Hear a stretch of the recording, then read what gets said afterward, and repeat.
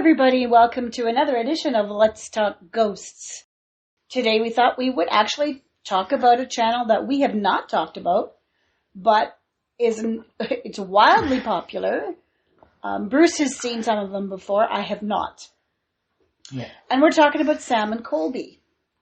So I know a lot of people watch them, so a lot of you probably have watched them and have opinions.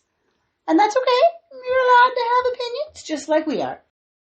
So I had never seen them before, so we went to their channel and decided to pick up one of the latest episodes. And so this is part 1 of their Surviving a Week at Our Demonic School. Now this is the school in Iowa that they bought. I believe it is because they want to turn it into a haunted attraction. Yes. So probably getting people to pay for tours and stuff. And so they start out actually talking about how they found the place and why they decided to buy it and stuff. And that was a little bit interesting. They didn't really come straight out and give us the real reason, though. And the real reason is they were probably, or they even said they were looking for a haunted attraction or a haunted location. They didn't say they wanted a attraction, but they, that's pretty apparent. Yeah. And that they needed to do some renovations on it before it could be used as such. Yes. Like the roof, and I forget what else, something else that wasn't quite up to snuff. Well, it was abandoned for 20-something years. Yeah. Yeah, long time. And they did say that a lot of the stuff inside was just kind of left. Yeah. Now, this school, actually, I've heard some people on YouTube, some of the debunkers saying that this school is not haunted. And they just bought it because it was old and abandoned. And I actually went and did some Google searching, and no, it does have a history of being haunted. Yes. In fact, a quick overview. This is in Maxwell, Iowa, and it's the Farrar Schoolhouse in Maxwell, Iowa, and it is considered haunted. Some say it's haunted by mysterious voices, phantom footsteps, shadowy figures, apparitions. Other reported hauntings include slamming doors, knocking, tapping, ringing sounds, cries, yells, and laughter. So pretty much all the typical things of a school filled with children. Now this is an elementary school, or was an elementary school, so the previous owners, Jim and Nancy Oliver, purchased the school in 2006. Yes. And they refused to go upstairs, and the recording engineer's computer screen used to flicker off and on. The volume for their headphones would skyrocket if they were listening to music, etc. They also say that many paranormal investigators have led tours of the school where participants are able to learn about research techniques and tools, so they use it as a training ground.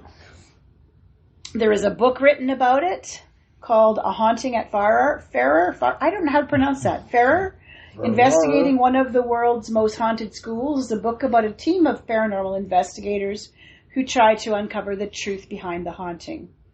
And these YouTubers, Sam Goldbach and Colby Brock, just recently purchased it. It is a 17,000 square foot school, three stories, and it is supposedly haunted. Yeah.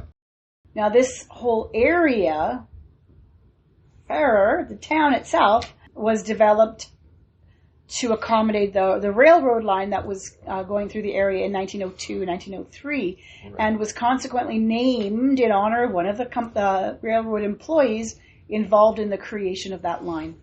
The post office was established in 1904. In 1925, the population was 42. Yeah. The school itself was opened in 1922, and it closed in 2001. Yeah. So it was empty for a while before the Olivers bought it. And what did they buy it for? I'm assuming for the paranormal aspect as well. Okay. And yeah, so then Sam and Colby bought it. Now, Sam and Colby are YouTubers who have been around now for quite some time. And looking at them, we were actually curious about how old they were. Do you realize that Sam is 28 this year and Colby is 39? 39. They look like they're 12. Yeah. Now, I don't know how much of that is filters and whatever to make them look good. But, I mean, they look young and they kind of act young. That's got to be wrong. No, it's not wrong. Not wrong. That's what it says here on multiple pages on Google. That's their birth dates. Okay. Okay. And they started out as a exploration team and a comedy duo on Vine, which was a site similar to like TikTok and stuff, I think. I'm not really sure, but anyway, now they're doing what they're doing. So, yeah. So that's the quick down and dirty of this particular... The investigation. Yeah. Now this is a 1 hour program, this one. And it is in several different parts. It's supposed to be there 7 days at this site. We saw in this first hour the first 2 days. Yeah. And then I guess there'll be another one. There's several, and I just don't want to watch them all because I'm not that invested. No. But. God. I know they're excited and they bought the school, but, if you're going to put on YouTube, don't make me wait half an hour before you start investigating. Yeah, I mean, they did a little bit in the first half of the episode, but not a lot. Mostly they were talking with their guest, who was Josh from Exploring with Josh, and they did a little bit of muss and fuss. Yeah, but there was a lot of dumb stuff that happened. Oh, Jesus. They created this thing where they got to pick where they're going to sleep for the first nights and stuff. Yeah. And I thought that was very reminiscent of Destination Fear, Project Fear, as was the challenges they're going to have. And so it makes me wonder, because I haven't been watching these people. Did Project Fear get the idea from them, or did they get the idea from Project Fear? That was kind of interesting. So that was good. What I thought was really funny, though, is they claim that there's a safe room in the building that is not haunted. The safe room isn't haunted. It's not possible. I know. If the place is haunted, the entire place is haunted. Yeah. Ghosts do not say, "Oh, that's a safe room." That's safe room. Can't go in there. It's a safe room. Yeah. No. Just because there's no reportings of anything happening in that room doesn't make it a safe room. Yeah. Like a completely safe room. Like, no. Unless you're, got salt all around the edges and your, charms and crystals and things buried. Yeah, come on. Yeah. It's not unhaunted. It is. Nothing's just happened in there. Yeah. That's too funny. Yeah. So they do talk about wanting to restore the building and to get to the bottom of the dark mystery. I'm not really sure what dark mystery they're referring to. I don't know either, because nothing is malevolent. Yes. Nothing is malevolent. No. Yeah, because if there was, what happened? They did say at one point that there's reports of someone being pushed into the lockers by an unseen force. Yeah. I mean, sure, things can happen, and they have shadow figures. They think there is this 9-foot tall shadow figure that has been called the leader on the 3rd floor, and they think it might be the principal because he seems to have a lot of control over the place. And they talk about later how they need to kind of introduce themselves and make make peace with that particular spirit. Because they hate him. because they're scared of him. No, they hate him. Well, they hate both Sam and Colby. Oh, the spirits, yeah. Yeah. Well, when you think about it, these spirits that have been there for a long time now, suddenly you get these two young whippersnappers who are quite disrespectful in some ways. Oh, yeah. You know, you've come into a place and you expect the spirits just to talk to you and you know, demanding that they interact with you. Well, they don't know you from Adam, so I just, no. I thought that it was wildly funny that they have put a Raggedy Ann doll on the stage in the auditorium. And they call her Annabelle. No. Like, really? Oh, people. I think that's dumb. Yeah. Honestly, that's kind of silly. Yeah. And then there are moments of just sheer stupidity.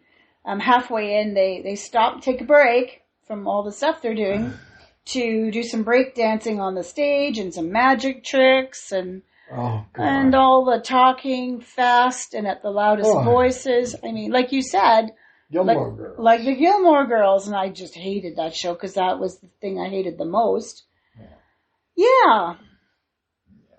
There is a cemetery across the street from the school. But in all fairness, there's a church. Yeah. Yeah, they show you a picture, an older picture where you clearly see the church. Yeah. And they don't talk about the church. No. They just say that, you know, they're across the street. Yeah. Well, yeah, but I did some quick Googling, and there is a church across the street still. Yeah. An old church. It's an old church. Yeah, it's fairly old. It is called, what is it? The Farer Bible Fellowship Church. And it's there, across the street. The church, or the cemetery, pardon me, is 150 years old. But the funniest part is that they separate to do some stuff, and Colby goes across the street to the cemetery and gets zero activity. Yeah. Nothing on his flashlights, nothing on his recorders, nothing. Yeah. He said it is the quietest his flashlights have been ever, which leads me to believe that the residents of the cemetery are sleeping peacefully. Yeah. And they are not haunting the school. Because if they were, which they allude to time and time again, if they were, they would have activity. Yeah. When he was over there, he'd have activity. Yeah. No. So the cemetery has no bearing, in my opinion, on the hauntings of this school. Yeah. Now, this school, being that it's there for such a long time, it really was the focal point of the community. Yeah, well, you know, you get dances. And, a lot of social events there. Yeah. So it's not surprising that spirits that from the area would gravitate to a place where maybe they had fun. They fell in love the first time. Yeah, they were there, you know, so I'm not surprised. Yeah. I took a look through Reddit. They have a subreddit there called Sam and Colby. And there is a whole thread on the Farrer Elementary School. And it says here, this one person, I thought was pretty good. I may have an idea of why the ghosts at Farrer want nothing to do with Sam and Colby, and why they're being secretive, I suppose. And this is why I feel the ghosts don't like y'all. You bought the place despite the promises of repairs and giving back to the community. The ghosts don't see it. They see you guys coming in, filming, inviting people, taking up their space, and not leaving. I would like to imagine if someone came to my place claiming it now belonged to them, I would be quite offended. Yeah.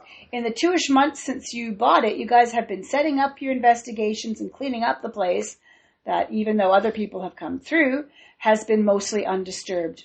From the responses you guys have been getting, it shows the unrest in the school.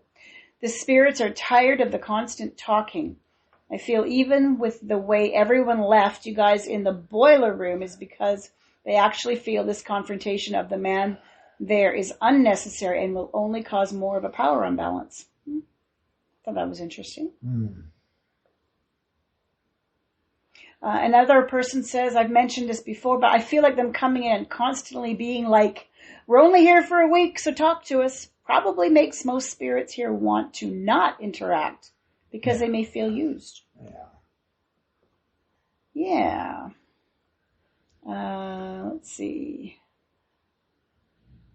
Let's be honest here. Sam's the main problem and driving force in this. They are incredibly disrespectful when it comes to how they deal with the paranormal. It's only been worse since they visited the Conjuring House the first time. Now, I don't know. Like I said, this is the first time I've watched them. I didn't see them overly disrespectful in this episode, but it's clear that they're demanding the spirits to. Well, and you can't do that. No. You know. So go with the narrative that paranormal is real, then why would you openly disrespect the spirits in their home, make overreactive screams like a dying pig whenever there's a beep on any of the devices? Okay, that must be later on in the episodes. Yeah. Try to actively conjure up a demon. Like, are you actually dumb? Well, yeah. You know. It just seems to me. Likes. Yeah, I mean, first of all, there's been no record of anybody saying that there's anything demonic or evil at this school. But, you know, it gets clicks and it will sell their product, which is trying to get people to come and pay. So what they're doing is hyping it up so that people will want to go investigate. Yeah. Just like people want to investigate the Conjuring House, which isn't really haunted. Yeah, but it's probably haunted now because, you know, all the shit that, you know, Andrea. Yeah, oh yeah. Well, people drag stuff in. Yeah. And you never know. Like we've talked about that before. Yeah. But this school, there is a history of it being haunted. So there are things there. And be careful that you don't piss off what's there. Well, yeah. I mean, if you want an evil spirit, you're going to develop You're going to get one, yeah. And the thing is, just because something is bad or evil does not make it demonic. And that's the thing that I say over and over and over. If you're a nasty fucker in life, you're going to be a nasty fucker in death. You know, it's just the way it is. Yeah. So, but for particularly about this episode, it wasn't bad. They talked to a psychic. I think she was a psychic. Yeah. Who gave them some hints on how to make peace with the ghosts. Yeah. So making an offering and stuff. And they did that. So whether that's going to help anything or not, I guess we'll see. But do I want to watch the rest of it? Not really. No, not really. No. I mean, it was interesting to a point. But not enough to hold my attention for the 13.4 million subscribers. I mean, that's huge. Yeah. These guys are wildly popular. Yeah. Oh, yeah.